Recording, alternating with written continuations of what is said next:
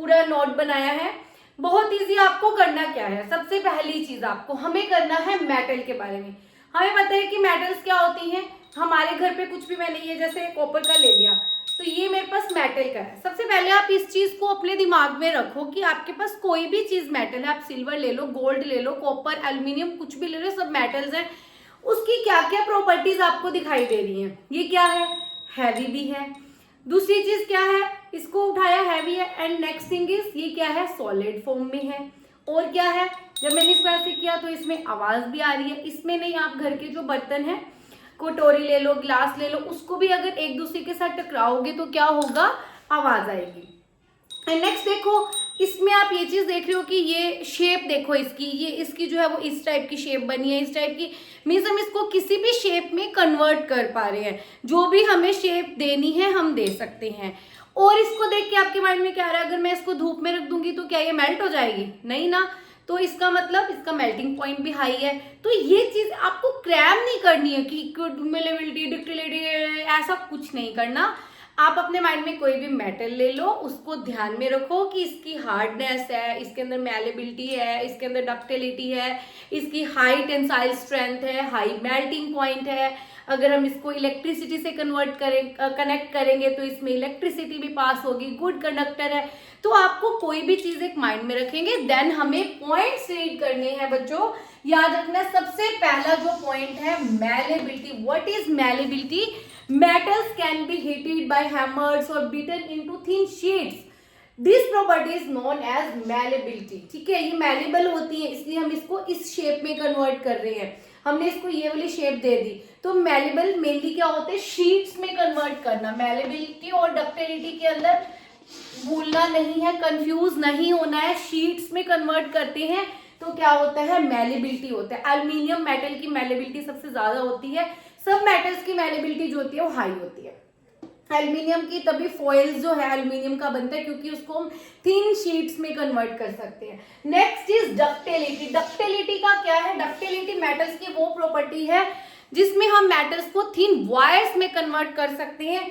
Thin wire में convert करना, this properties are known as ductility. और ये बच्चों इन दोनों में से एक तो मान के चलो कि एग्जाम में आता ही आता है, या वो एमसीक्यू के बेस में पूछ लेंगे कि थिन शीट्स को कन्वर्ट करने की प्रॉपर्टी को क्या बोलते हैं, ऑप्शन दे देंगे। या वायर को एक तो आएगा ही आएगा, चाहे वो एमसीक्यू आए, चाहे वो लॉन्ग में पूछे, चाहे वो शॉर्ट में, किसी भी वे में पूछे। ये दोनों डेफिनेशन 10th क्लास के बेस पे बहुत इंपॉर्टेंट है। एंड नेक्स्ट, वायर के केस में आपके पास एक और एमसीक्यू क्वेश्चन आता है बच्चों। हमारी जो सबसे डक्टाइल मेटल है, सबसे ज्यादा डक्टिलिटी है कौन सी मेटल की है, गोल्ड की है। ठीक है, एक तो ये आ गया कि गोल्ड एंड सिल्वर जो है वो हाईली डक्टिलिटी मेटल्स हैं, सबसे ज्यादा डक्टिलिटी होती है उनमें। एंड आपसे एक क्वेश्चन पूछा जाएगा, आपके एनसीईआरटी की बुक में स्पेशली दिया हुआ है कि 1 ग्राम अगर हम गोल्ड लेते हैं, कितने ग्राम, 1 ग्राम गोल्ड की कितनी कैपेसिटी है, कितनी उसकी डक्टिलिटी है, हम उसकी कितनी लॉन्ग वायर बना सकते हैं। तो 1 ग्राम गोल्ड की जो है हमारे पास 2 किलोमीटर लॉन्ग हम उसकी वायर बना सकते हैं। तो आप सोच लो कि कितनी हाई डक्टाइल मेटल है। तभी उसकी ज्वेलरी में यूज किया जाता है, उसको बारीक बारीक बारीक बारीक क्या किया जाता है, उसको उसकी ज्वेलरी बनाई जाती है। तो 1 ग्राम गोल्ड से 2 किलोमीटर लॉन्ग वायर बनती है। गोल्ड जो है वो सबसे मोस्ट डक्टाइल मेटल है।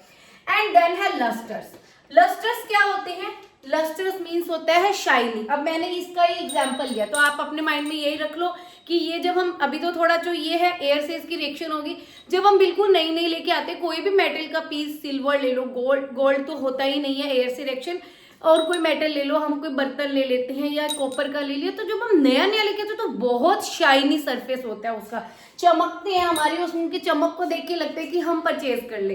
तो लस्टर्स मीन्स क्या होता है, ऑल मेटल्स आर क्या होते हैं, शाइनी सरफेस होते हैं। उनका जो सरफेस है वो क्या होता है, शाइनी होता है, चमकदार होता है। High tensile strength, high tensile strength means इनका वेट होता है, हार्ड होती है। कोई भी मेटल ले लो, ऐसे आपको हल्की सी नहीं दिखाई देगी कि हमारे पास हल्की है, नहीं, वो हैवी ही होगी। तो high tensile strength means heavy होते हैं। सोनोरस, सोनोरस ऐसे साउंड कर, याद रख लेना, ऐसे सोनोरस एंड ऐसे साउंड। जितनी भी मेटल्स हैं क्या करती हैं, वो साउंड प्रोड्यूस करते हैं। जब उन दोनों को मेटल के साथ आपस में टकराएंगे, जैसे चोक है, हम इनको कर रहे हैं तो आवाज नहीं आ रही, जितनी भी मेटल्स हैं वो क्या होती है, साउंड प्रोड्यूस करते हैं। इसलिए स्कूल की बेल, मंदिर की बेल, ये क्या होती है, मेटल्स की होती है। देन हार्ड, जितनी भी मेटल्स हैं वो सब क्या होती हैं, हार्ड होती हैं। ठीक है, हार्ड तो होती है, बट इसमें एक एक्सेप्शनल केस है, जो हमारी मेटल होती है सोडियम, लिथियम एंड कैल्शियम, इन तीनों को छोड़ के सारी मेटल्स क्या होती हैं, हार्ड होती हैं। And sodium, lithium and potassium एक तो हाईली रिएक्टिव मेटल है, एयर में रखेंगे तो वो आग पकड़ लेंगे, इसलिए उन्हें एयर टाइट कंटेनर में हम या कैरोसिन के अंदर डिप करके रखते हैं। एंड नेक्स्ट इसकी थिंग जो है, ऐसी कौन सी मेटल्स है जो हम नाइफ से भी कट कर सकते हैं, चाकू से काटी जा सकती हैं, ये आपका एमसीक्यू क्वेश्चन आ सकता है। Sodium metal, lithium and potassium इतनी सॉफ्ट मेटल है कि हम उसे चाकू से भी कट कर सकते हैं। बाकी जितनी भी मेटल्स होती हैं सब क्या होती हैं बच्चों, हार्ड होती हैं। गुड कंडक्टर्स, ये जितने भी मेटल्स होते हैं सब गुड कंडक्टर्स होते हैं।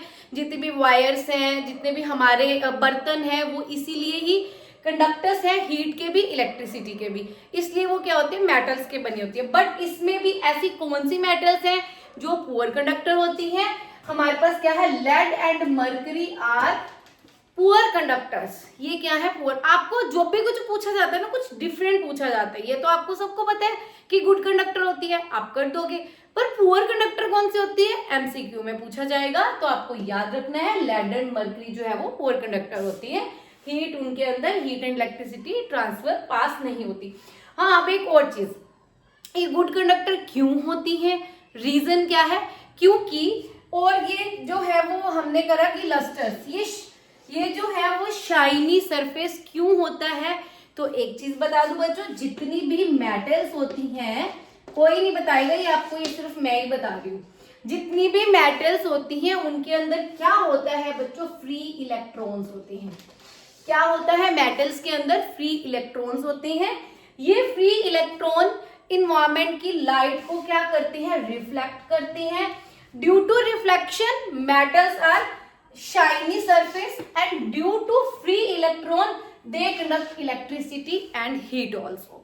ओके, हाई मेल्टिंग पॉइंट, जितने भी मेटल्स हैं, आपने देखा, आपने धूप में रखा और वो पिघल गए, आप उसे उठा ही नहीं पा रहे, ऐसा नहीं होता ना, इनका मेल्टिंग पॉइंट बहुत हाई होता है। जो सम छोटे मोटे मेल्टिंग पॉइंट्स, हम इनकी शेप चेंज नहीं कर सकते, ये मेल्ट नहीं होते हैं। सॉलिड एट रूम टेम्परेचर, जितनी भी मेटल्स हैं सारी सॉलिड होती हैं। अब इसका जो लास्ट में है, मुझे कमेंट सेक्शन में बताओ, ऐसी कौन सी मेटल है जो कि लिक्विड होती है रूम टेम्परेचर पे। सो कैसे लगा आपको ये टॉपिक, थोड़ा सा कुछ समझ में आया या नहीं आया, थोड़ी सी भी नॉलेजफुल लगी हो तो लाइक कर देना, फ्रेंड्स के साथ शेयर कर देना और चैनल को सब्सक्राइब कर देना। नेक्स्ट हम करेंगे इसमें chemical properties and physical properties of non metal. So मिलते हैं नेक्स्ट वीडियो में, बाय बाय।